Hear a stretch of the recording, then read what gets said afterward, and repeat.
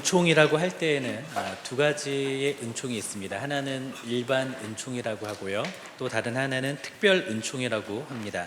그러니까 일반 은총은 햇빛, 공기, 물과 같이 비와 같이 믿는 사람이나 믿지 않은 사람이나 동일하게 하나님께서 주시는 은혜, 이거를 일반 은총이라고 합니다.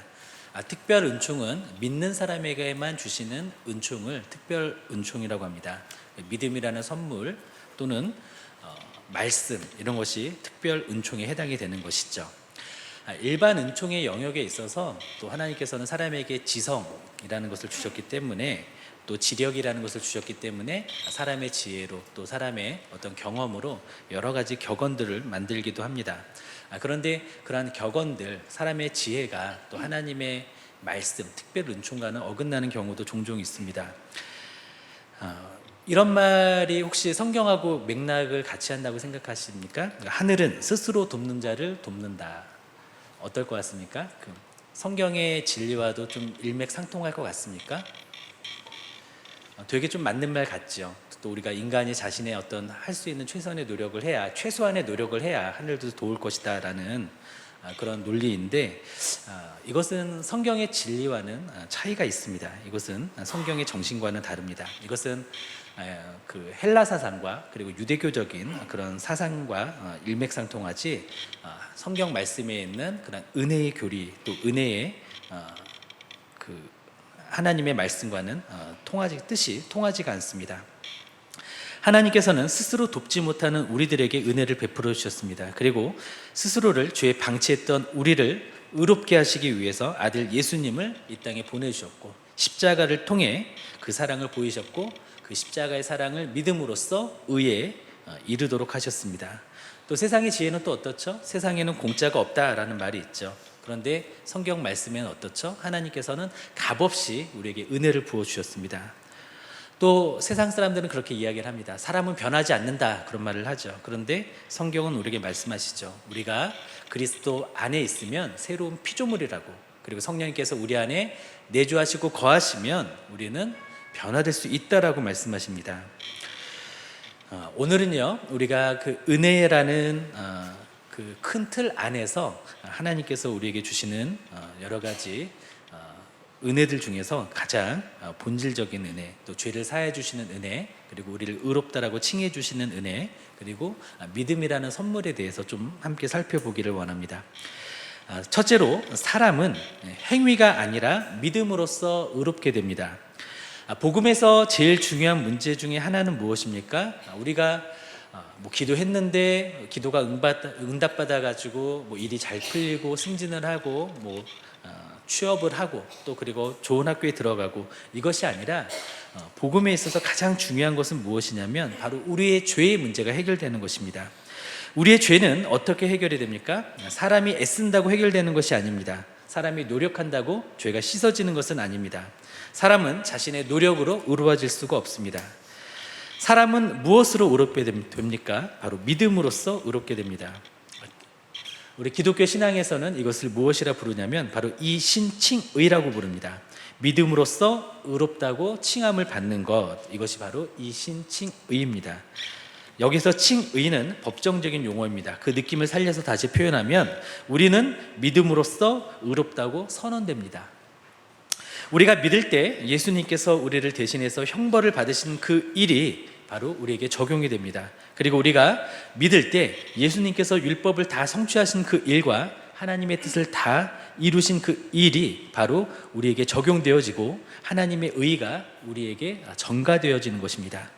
따라서 칭의라는 것은 오직 믿음으로써 예수님과 영적으로 결합한 그 이유로 하나님 앞에 누리게 되는 법적 지위, 이것이 바로 칭의입니다. 하나님과 이러한 관계로 들어서기 위해서 우리가 무엇인가를 해내거나 수행해야 하는 그런 것은 아닙니다. 하나님은 우리가 믿음으로써 그리스도와 연합했을 때 그저 우리가 완전하다라고 선언해 주시는 것입니다. 성경은 이것을 일관성 있게 말씀해 주십니다. 우리는 이것을 로마서의 곳곳에서 살펴볼 수 있는데요, 우리가 지난주에 3장을 살펴보았는데 3장에 있는 말씀을 좀 찾아보겠습니다. 우리 3장 24절 말씀을 함께 읽겠습니다. 로마서 3장 24절 말씀입니다. 같이 읽겠습니다. 그리스도 예수 안에 있는 속량으로 말미암아 하나님의 은혜로 값없이 의롭다 하심을 얻은 자 되었느니라. 아멘. 그리스도 예수 안에 있는 속량으로 말미암아 하나님의 은혜로 값없이 의롭다 하심을 얻었다. 3장 28절입니다. 그러므로 사람이 의롭다 하심을 얻은 것은 율법의 행위에 있지 않고 믿음으로 되는 줄 우리가 인정하노라. 우리가 의롭게 되는 것은 율법의 행위가 아니라 믿음으로 되는 줄 인정하노라. 이 신칭의를 말하는 거죠. 3장 30절입니다. 할례자도 믿음으로 말미암아 또한 무할례자도 믿음으로 말미암아 의롭다 하실 하나님은 한 분이시니라. 아멘. 이런 말씀의 근거에서 보았을 때 우리는 우리가 하지 않았지만 예수 그리스도께서 하신 일의 근거에서 우리가 의롭다 칭함을 받게 된 것입니다. 우리는 그것을 믿는 것이죠. 그것을 믿음으로써 우리는 의로워지고 하나님 앞에 설 수 있는 것입니다. 이와 같이 칭의의 근거는 다 우리 바깥에서 일어난 일입니다. 우리의 선함이나 순종 때문에 의로워지는 것이 아니라 바로 믿음으로써 의로워지는 것이죠. 하나님께서는 하나님의 의를 우리에게 선물로 주시기 위해서 그 아들을 십자가의 제물로 삼으셨습니다. 우리는 그 사실을 믿음으로써 의롭다 칭함을 받게 되는 것입니다. 둘째로 구약의 사람들도 믿음으로 의롭게 되었습니다. 지금까지의 로마서 말씀들은 어땠죠? 모든 사람들이 죄를 범했고 하나님의 영광에 이르지 못했다라는 내용이었습니다. 유대인들도 죄인이고 헬라인들도 죄인이고 하나님의 영광에 이르지 못했다라는 말씀이었습니다. 유대인들은 어떤 사람들입니까? 하나님의 선택을 받은 사람들이라는 그런 선민 의식이 있는 사람들이었습니다. 그리고 그들에게는 율법이 있었고 또 하나님의 백성이라는 어떤 표시로서 할례 의식을 행했었습니다. 반면에 헬라인들은 어땠습니까? 그들은 이방인들 중에는 가장 우수한 민족으로 여겨졌던 그런 민족이었습니다. 그러나 그러한 헬라인이라 할지라도 그들 역시 다 죄인입니다. 그들이 죄인이라면 그 밖에 모든 민족들도 다 죄인인 것이죠.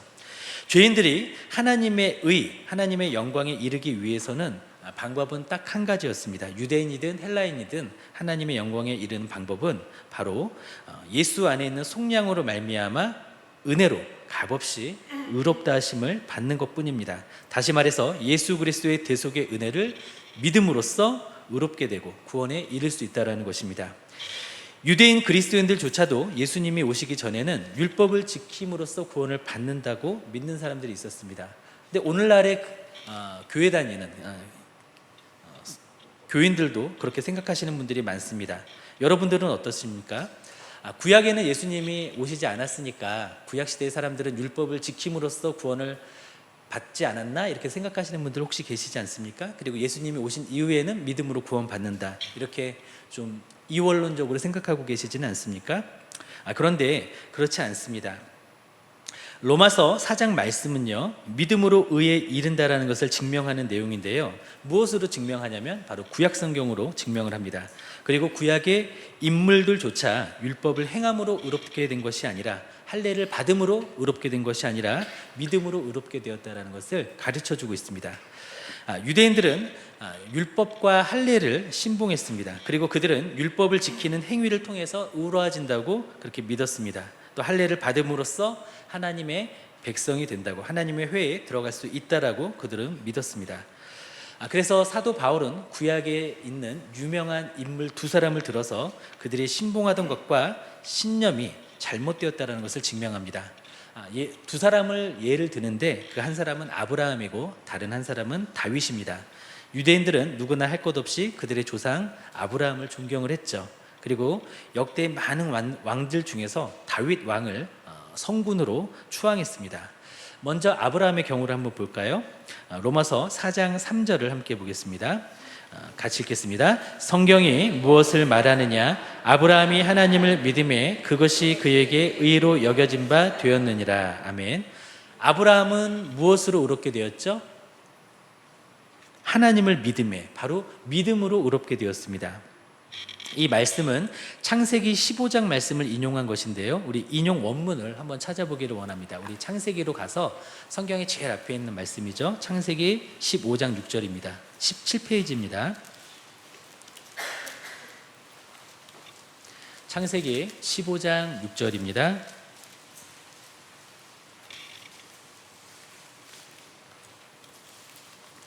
같이 읽겠습니다. 아브라함이 여호와를 믿으니 여호와께서 이를 그의 의로 여기시고. 아멘. 여기서 아브라함은 아브라함의 옛 이름입니다. 아브라함이 무엇으로 의롭게 여겨졌습니까? 바로 믿음으로 의롭게 여겨졌습니다. 여기서 아브라함이 의롭게 여겨진 시점이 중요한데, 아브라함이 15장에서 의롭게 여김을 받았죠. 그런데 아브라함이 이 15장에 이때에는 할례를 받지 않았던 때입니다. 할례는 17장에 이르러서 할례를 받게 됩니다. 이때로부터 시간이 많이 흐른 다음에 할례를 받습니다. 다시 말해서 할례로 아브라함이 의로워진 것이 아니라 바로 아브라함은 믿음으로 의롭게 되었다는 것이죠. 그리고 아브라함 때에는 율법이 없었습니다. 아브라함이 살던 그 시대로부터 약 500년이 지난 다음에 아브라함의 그 후손 중에 한 사람 모세를 통해서 하나님께서 율법을 주시죠. 그러므로 아브라함은 율법을 지킴으로써 의롭다함을 받은 것도 아닙니다. 아브라함은 15장에서 기록되어 있는 것처럼 바로 믿음으로 의롭다함을 받았습니다.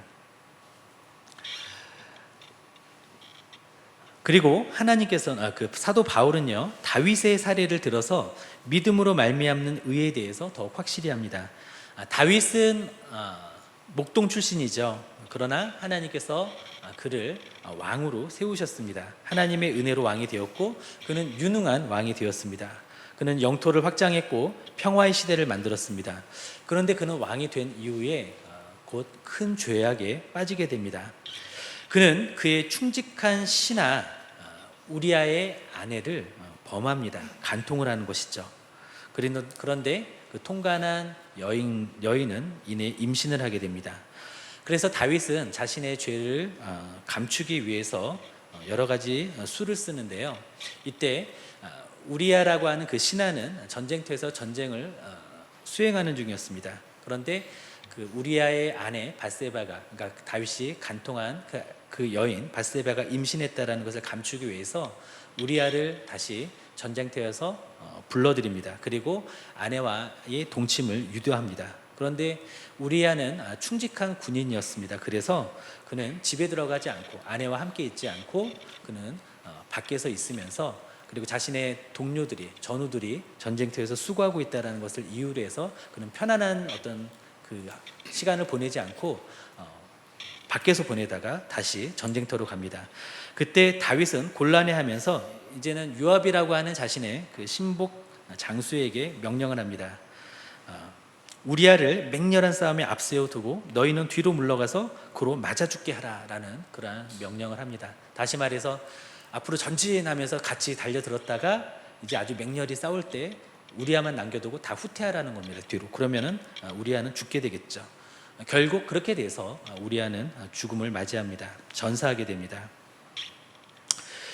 그럼에도 불구하고 하나님께서는 다윗의 이 심각한 죄악을 용서해 주시는데, 다윗은 이때 자신이 그 죄악을 상쇄할 만한 어떤 선행을 했던 것이 아니었습니다. 그는 권력을 가지자 상상도 할 수 없는 끔찍한 악행을 저질렀죠. 그리고 그는 후에 자신의 큰 죄악을 깨닫고 하나님 앞에 눈물로 회개를 합니다. 그리고 아까 우리가 교동문 19번을 읽었는데 시편 32편의 내용입니다. 다윗의 고백인데요. 우리 한번 찾아보겠습니다. 시편 32편입니다. 구약성경 824페이지입니다. 구약성경 824페이지입니다.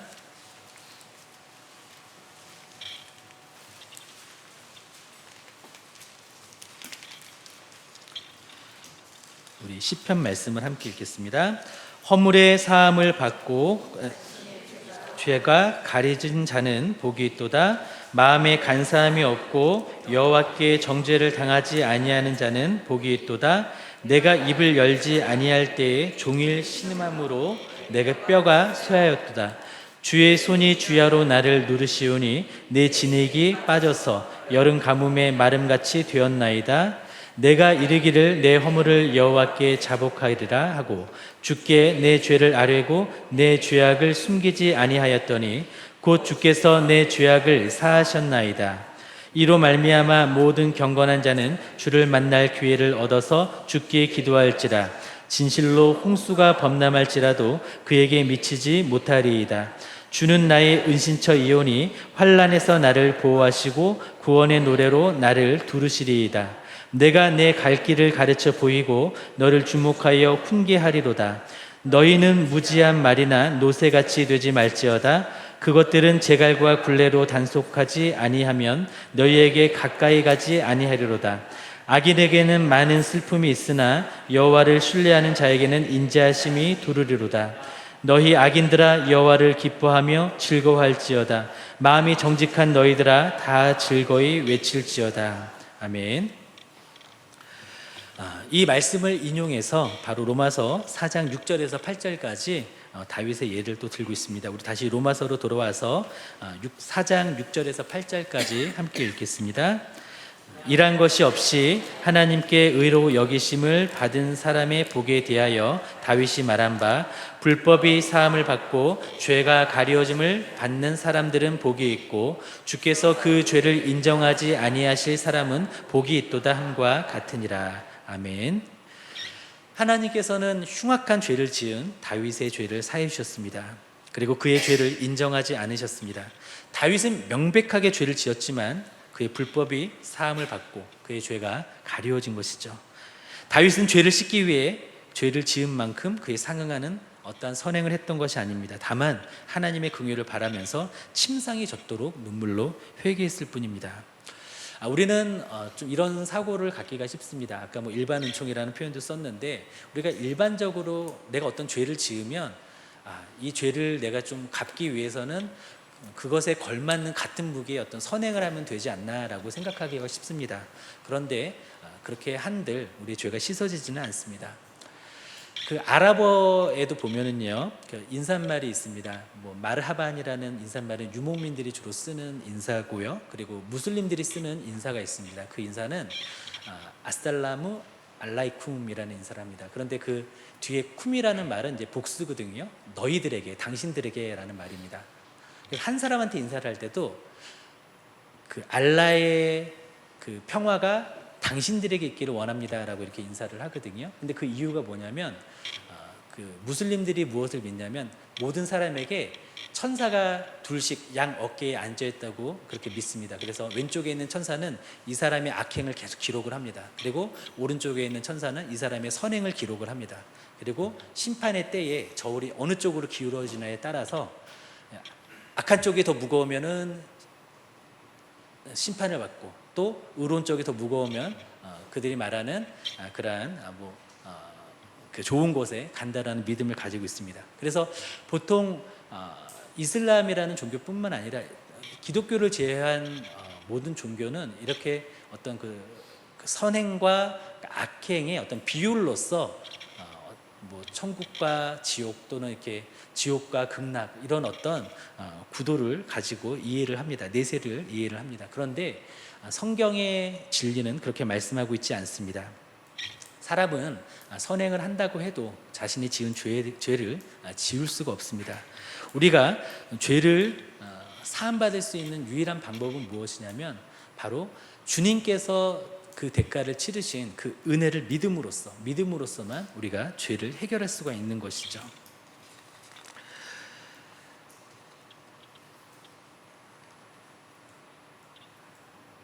유대인들은 그리고 또 오늘날에 또 많은 그리스도인들이, 교회 다니는 많은 분들이 좀 오해를 하고 있는 것 중에 하나가 아까 무엇이라고요?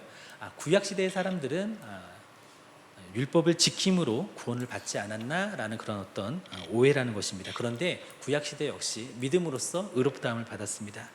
아브라함이 그랬고, 그리고 다윗이 그랬습니다. 그리고 세 번째로 함께 우리가 살펴볼 것은, 그렇다면 과연 믿음으로써 의롭다 칭함을 받는다고 했는데 믿음이란 무엇인가 하는 문제이죠. 우리는 믿음이라는 말을 참 많이 합니다. 그런데 믿음이 뭐예요? 라고 물어보면 정확하게 답할 수 있는 분들은 많지 않으실 것입니다. 믿음은 단 한 줄로 간단하게 정의할 수 없는 깊은 의미들을 담고 있습니다.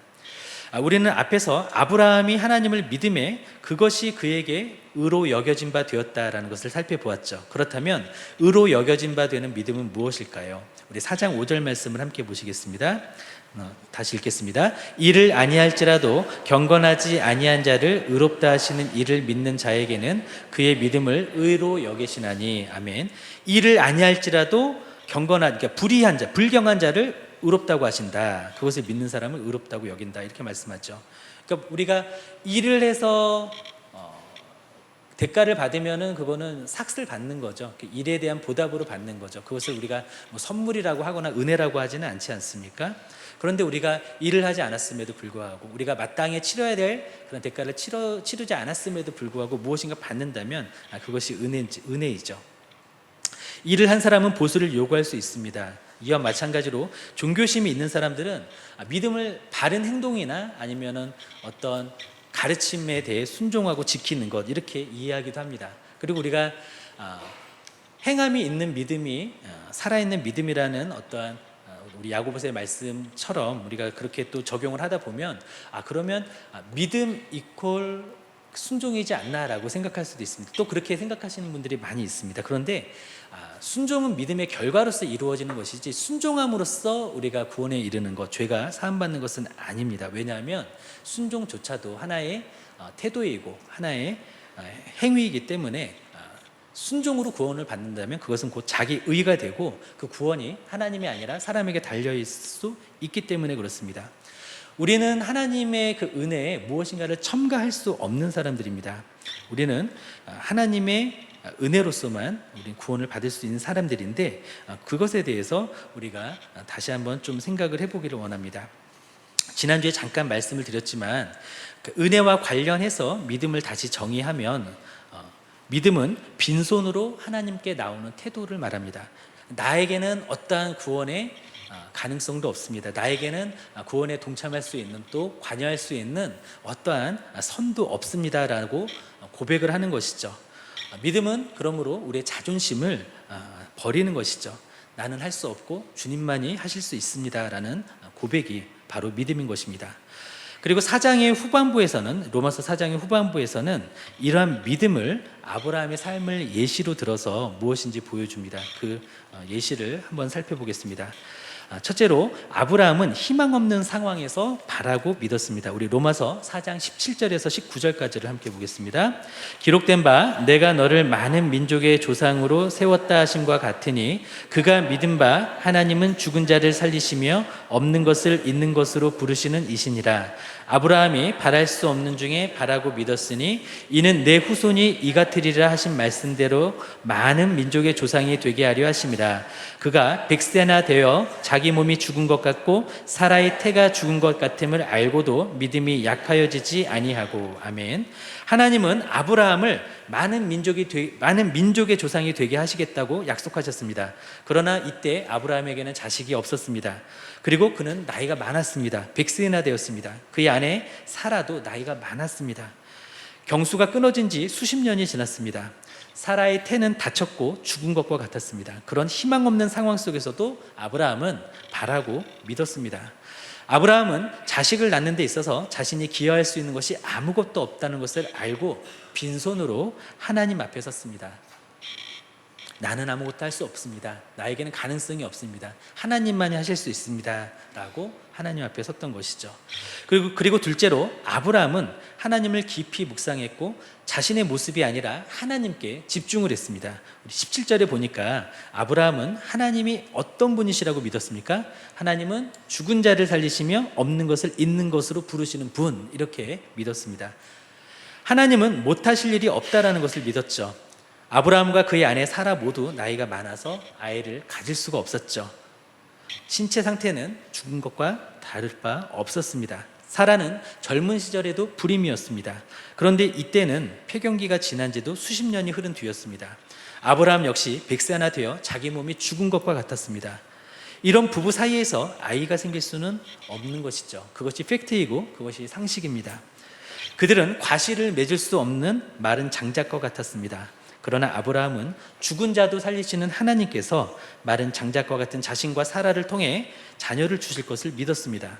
사라는 더 이상 또 배란을 할 수 없는 몸이었죠. 그러나 아브라함은 그럼에도 불구하고 하나님은 없는 것을 있게 하시는 하나님이시라는 것을 믿었습니다. 무에서 유를 창조하시는 하나님이심을 믿었습니다.